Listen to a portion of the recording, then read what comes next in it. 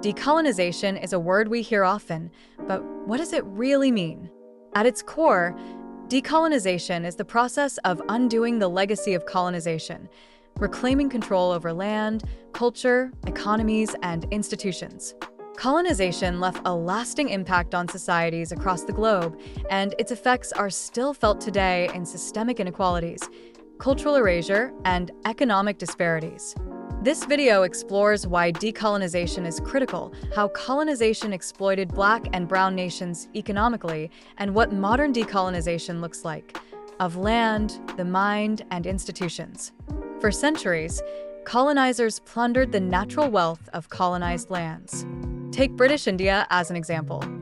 India's share of the global GDP was 24% in 1700. By the time the British left in 1947, it had dropped to 4%. How?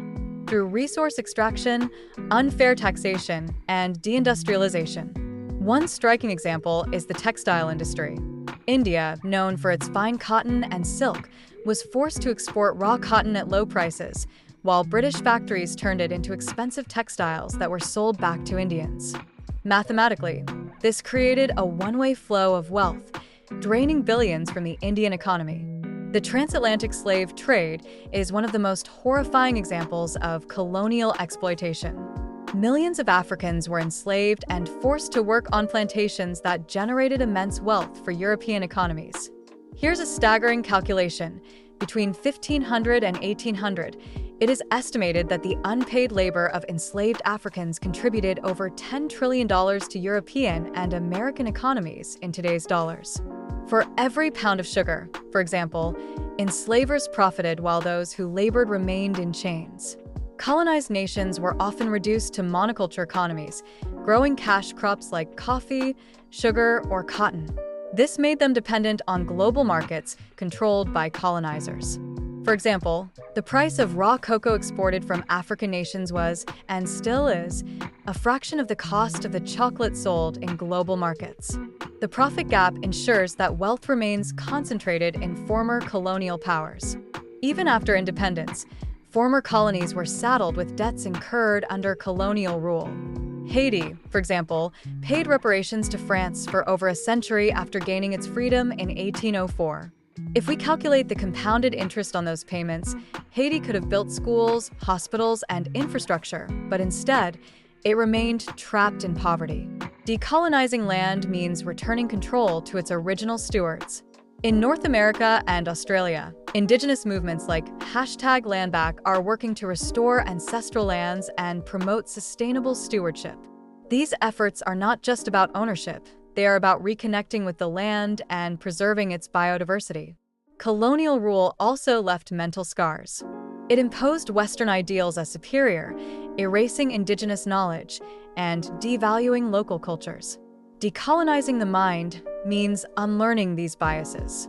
For example, in South Africa, students have called for decolonizing education by replacing Eurocentric curricula with African perspectives.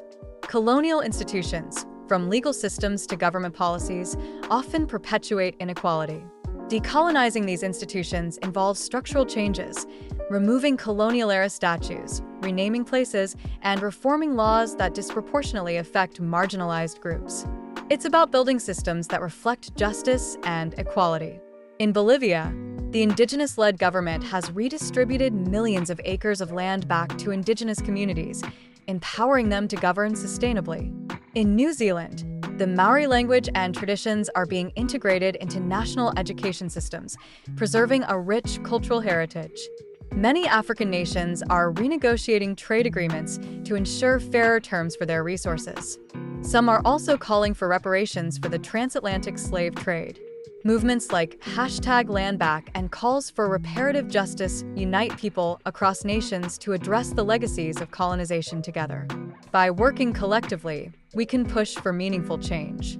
Decolonization is not just a historical concept, it's an ongoing process. It's about justice, equity, and restoring dignity to those who have been marginalized for centuries. By recognizing the economic, cultural, and institutional legacies of colonialism, we can take steps towards a future that values diversity, respects sovereignty, and fosters true equality. Join the conversation. Learn, unlearn, and support decolonization movements in your community and beyond.